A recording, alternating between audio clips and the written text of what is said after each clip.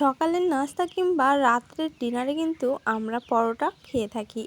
তো এভাবে একবার মটরশুঁটি দিয়ে পরোটা বানিয়ে খেলে একদমই নরম আর খেতে কিন্তু দুর্দান্ত হয়ে থাকে।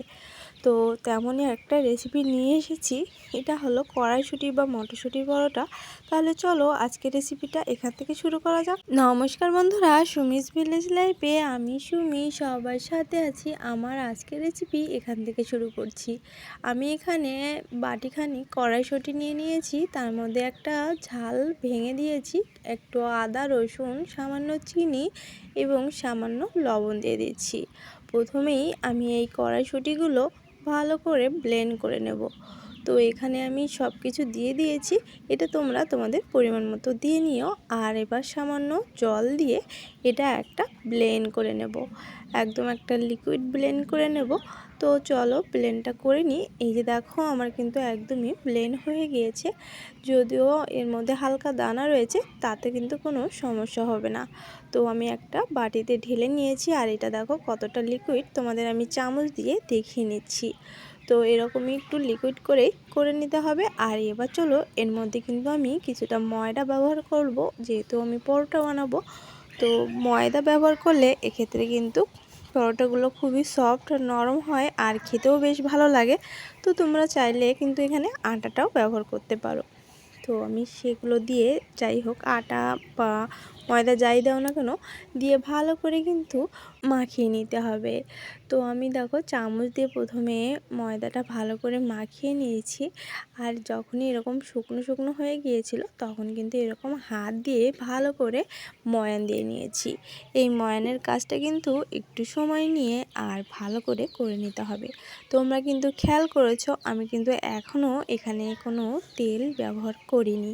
তো ভালো করে ময়ানটা দিয়ে নেব, তারপরে কিন্তু অল্প তেল ব্যবহার করতেই হবে। যেহেতু আমি পরোটা তৈরি করব, সেজন্য কিন্তু অবশ্যই একটু তেল ব্যবহার না করলে পরোটাগুলো কিন্তু সফট হয় না। তো এবার দেখো আমি কিছুটা সাদা তেল, এখানে চামচখানি সাদা তেল কিন্তু দিয়ে দিয়েছি। এবার দিয়ে ভালো করে কিন্তু মথে নিতে হবে। এই মাখানো কাজটাই কিন্তু অবশ্যই একটু সময় নিয়ে করতে হবে। যতটা ভালো মাখানো হবে ততই কিন্তু পরোটাগুলো সফট এবং মোলায়েম থাকবে, অনেক সময় নরম থাকবে, আর খেতেও কিন্তু বেশ সুস্বাদু হয়ে থাকে। তো চলো এবার একটা ভিতরের পুরের জন্য কিছু বানিয়ে নিই। মানে পুর বলতে ভেতরে আমরা তেল ব্যবহার করি, তো তেলের সাথে কিন্তু আমি একটু ময়দাটা এর সাথে মিশিয়ে নেব। তো আমি 1 চামচ মতো ময়দা নিয়ে নিয়েছি, আর এখানে একটু সাদা তেল দিয়ে ভিতরে একটু ময়ানের জন্যই কিন্তু ভিতরে এই তেল আর ময়দাটা ভালো করে একটু দিয়ে দেব। আর তাতে কিন্তু ভিতর থেকে খুব সুন্দর মোলায়েম নরম হবে, আর ভিতরটা কিন্তু খুব সুন্দর মতো ফুলে উঠবে।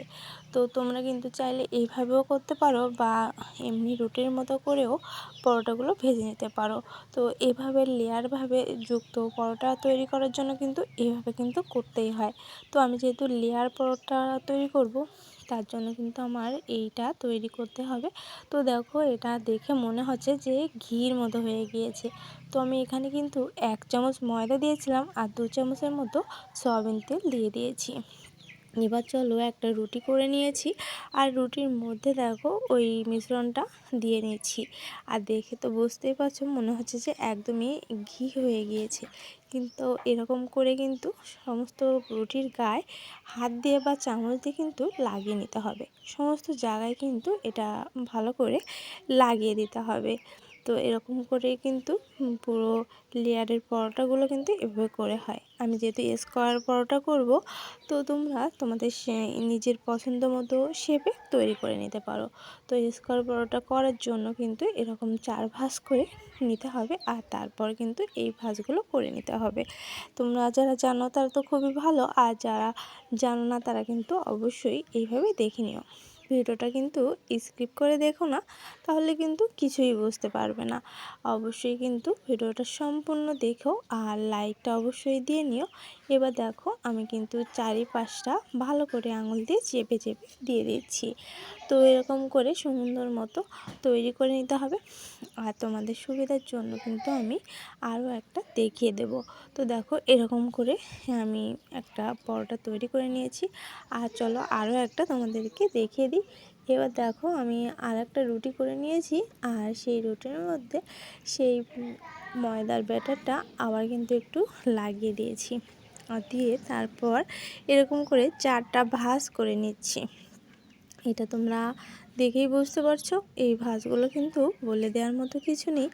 তো এভাবেই কিন্তু ভাঁজটা দিয়ে নেবে। যদি স্কোয়ার পরোটা করতে চাও তাহলে কিন্তু এভাবেই ভাঁজ করে করতে হবে। আর যদি তোমরা 3 কোনা বা গোল করতে চাও সেটা তোমাদের পছন্দ মতো করে নিতে পারো। তো অবশ্যই এরকম স্কোয়ার করে নিয়ে 4-5টা এভাবে হাত দিয়ে একটু চেপে চেপে দিতে হবে, তাতে করলে ভিতরের ওই তেলটা যেন না বেরিয়ে আসে। আর এবার চলো কিছুটা ময়দা ছড়িয়ে দিয়ে আমি পরোটাগুলো বেলে নেব। যেহেতু আমি নিজেই ভিডিও করছি আবার নিজেই বানাচ্ছি, সেজন্য কিন্তু আমি তোমাদের বেলাটা শেয়ার করতে পারলাম না। তো দেখো আমি কিন্তু বেলে নিয়েছি, আর তোমরা দেখেই বুঝতে পারছো। চলো এর পুরুত্বটা কেমন হয়েছে তোমাদের সাথে শেয়ার করে নিই। দেখে বুঝতে পারছো এই যে পুরুত্বটা ঠিক এরকমই কিন্তু একটু পুরুত্ব করে নিতে হবে, যেহেতু এটা লেয়ারযুক্ত পরোটা, সেই জন্য কিন্তু হালকা একটু মোটা না রাখলে এই লেয়ারগুলো ফুলবে না। তো চলো আমি পরোটাগুলো সমস্তগুলো সুন্দর মতো করে বেলে নিই, আর তারপরেই কিন্তু ভাজার জন্য চলে যাব। আর এইভাবে প্রত্যেকটা পরোটার গায়ে এরকম ময়দা ছড়িয়ে দিয়ে বেলে নিতে হবে। তো একটা তো বেলা হয়ে গিয়েছে, বাকিগুলো আমি এইভাবে বেলে নিলাম। আর চলো এবার একটা প্যান বসিয়ে দিয়েছি, প্যানটা সুন্দর মতো গরম করে নিতে হবে। আর এবার চলো পরোটাটা দিয়ে দিই প্যানে, আর প্যানে দেওয়ার পরে 2 মিনিটের মতো দেরি করতে হবে। আর এপাট ওপাট করে বারবার উল্টে পাল্টে পরোটা কিন্তু লাল করে নিতে হবে, তারপরে কিন্তু তেলটা ব্যবহার করতে হবে। তোমরা যদি চাও এই পর্যায়ে কিন্তু ডুবো তেলেও পরোটাগুলো ভেজে নিতে পারো। তো আমি এখানে ডুবো তেল না দিয়ে আমি কিন্তু সামান্য তেলেই ভেজে নেব, মোটমাট যতটুকু দরকার সেরকম করেই কিন্তু আমি পরোটাটা ভেজে নেব। তাই এই পর্যায়ে দেখো আমার পরোটাটা এক পাট কিন্তু লাল মতো হয়ে গিয়েছে। তো এবার আমি কিন্তু এখানে তেলটা ব্যবহার করব। যেহেতু আমার এটা প্যানে বসিয়ে দিয়েছি, প্যানটা সমান ছিল, সেজন্য আমি প্যানের চারিদিকে দিয়েই কিন্তু এভাবে তেলটা একটু ঘুরিয়ে দেব। চাইলে তোমরা প্যানের গায়ে অয়েলটা ব্রাশ করেও পরোটাগুলো ভাজতে পারো যদি কম তেলে খেতে চাও। আর যদি একটু অয়েলি পছন্দ করো তবে কিন্তু একটু তেলটা বেশি করেও এটা করে নিতে পারো। তো তেলটা একটু বেশি দিলে কিন্তু এটা খুব সুন্দর মতো ফুলে ওঠে। যদিও আমি তেলটা অতিরিক্ত দেইনি, তবুও দেখো আমার পরোটাগুলো কিন্তু বেশ সুন্দর ফুলে গিয়েছে। আর এগুলো যতটা ফুলবে ততই কিন্তু এর লেয়ারগুলো খুলে আসবে। তো দেখো এবার আমি আরও একটু ভালো করে লাল লাল করে ভেজে নেব, যেহেতু কড়াইশুঁটির পরোটা, আর সেজন্য কিন্তু একটু সময় নিয়ে এইগুলো ভাজতে হবে। সেজন্য কিন্তু তাড়াহুড়ো করা যাবে না, অতিরিক্ত তাড়াহুড়ো করতে গেলে এগুলো কিন্তু পুড়ে যেতে পারে। তো আমি একটু সময় নিয়ে ভেজে নিয়েছি, আমার এক একটা ভাজতে প্রায় 5 মিনিট মতো লেগে গিয়েছিল। তো সমস্তগুলো আমি ভেজে নেব।